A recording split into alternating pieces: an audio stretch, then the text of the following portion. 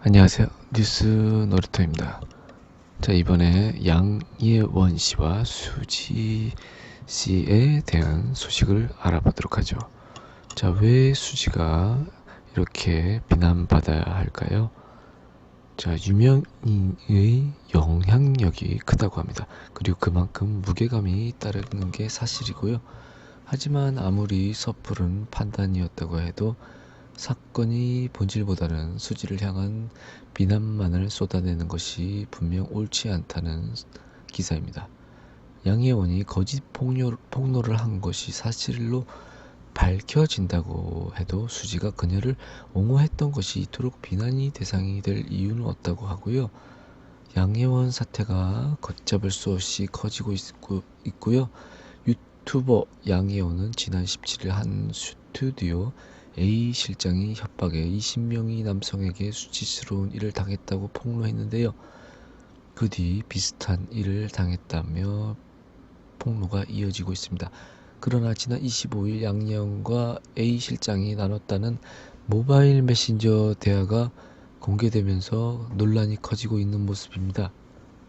양예원은 원하지 않는 촬영을 진행했고 성추행을 당했으며 촬영된 사진이 성인 사이트에 유포됐다고 주장했고요. 한 매체를 통해 공개된 모바일 메신저 대화 내용에는 양예원이 폭로와는 다르게 그녀가 먼저 촬영 일정을 잡아달라고 요청하고 있었습니다.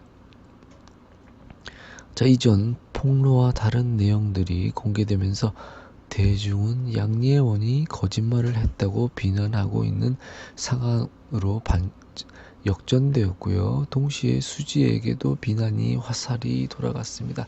수지가 이전 양예원이 눈물 고백과 함께 이와 관련해 게재된 청와대 국민청원에 동의를 표시 SNS를 통해 이 사실을 전했기 때문인데요. 인기 스타인 수지 영향력으로 해당 청원에 대한 관심이 뜨거워졌고요.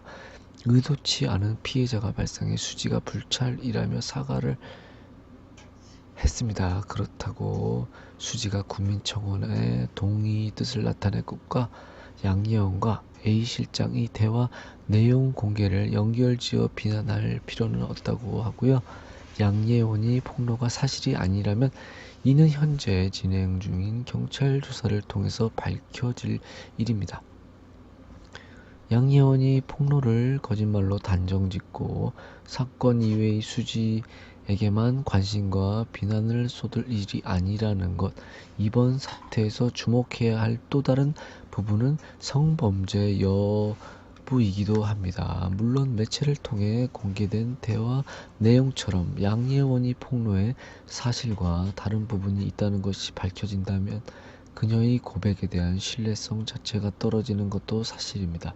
양예원이 눈물 고백에 함께 분노하고 그녀를 옹호하며 응원했던 대중 역시 실망할 일입니다. 대중뿐만 아니라 함께 분노하고 좋은 의도로 소신을 밝혔던 수지에게도 실망스러운 일임은 분명합니다. 하지만 아직 정확하게 밝혀진 사실은 없습니다.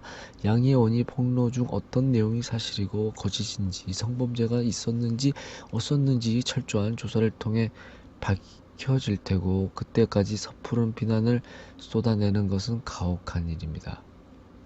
수지 역시 미처 생각하지 못했던 이런 부분에 대해 사과한 것, 선의로 행한 일이었지만 일부의 섣부른 판단이었다는 비난을 감수하고 있고 의도하지 않았던 피해자에게도 진심으로 미안한 마음을 전했습니다. 그리고 그 일들은 수지와 피해자가 해결할 일입니다. 법적으로 책임질 일이 있다면 이 역시 두 사람이 해결할 문제인 것이며 진실이 밝혀지길 바란다는 마음으로 청원에 동의했던 수지 진심을 왜곡해서는 안 된다고 합니다. 양예원과 A 실장이 대화 내용 공개를 수지 지지와 결부시켜 수지를 향한 비난을 쏟아내는 일은 오히려 사건이 본질을 흐리는 일이라는 반응이 이어지는 이유입니다. 조사를 통해서 양예원과 A 실장이 주장에 대한 진실을 밝혀내야 하는 사건이지 수지의 선의까지 마치 거짓인 것처럼 비난할 일이 아니라고 합니다. 철저한 조사를 통해 무엇인지 밝혀낼 때까지 충분히 시간을 가져봐야 하는 문제라고 하는 기사를 전해드렸습니다. 네, 이상 뉴스를 살펴봤습니다. 시청해주셔서 감사합니다.